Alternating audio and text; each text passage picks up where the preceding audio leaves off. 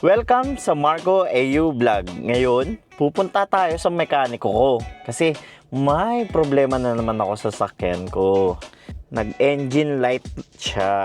Lagi to nagkakasira bago matapos yung taon.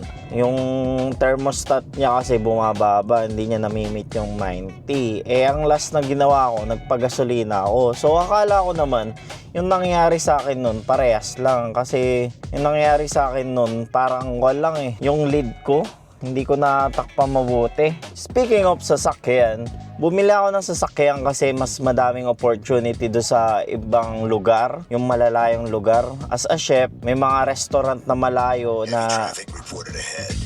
Then yun nga yung sinasabi ko, bumili ako ng sasakyan para makatulong sa akin sa trabaho. Nung binili ko to, 3.5 lang. Ang sira nito, laylay to, yung taas na to, laylay yan. Tapos palitin yung preno sa harap, likod. Pinapalit na rin sa akin ng kaibigan ko yung spark plug, pinapalit sa akin yung kung ano-anong bagay dito sa sasakyan para daw kampante akong tumakbo yung sasakyan ng maganda. Tumagal naman ng 1 year mostly sila. Tapos ngayon, mini-maintain ko na lang. Hindi mo rin masasabi kasi second hand na yung sasakyan. Tapos 2006 pa siya ginawa. Yung unang owner niya kasi matanda. Ilang taon niya lang nagamit. Tapos natambay na to sa kasa. Pero yung takbo niya kasi, para sa akin, okay pa. Tapos nung tinignan kasi ng tito ko, okay pa siya. Yung engine, okay yan. Ngayon, babalik tayo doon sa mekaniko.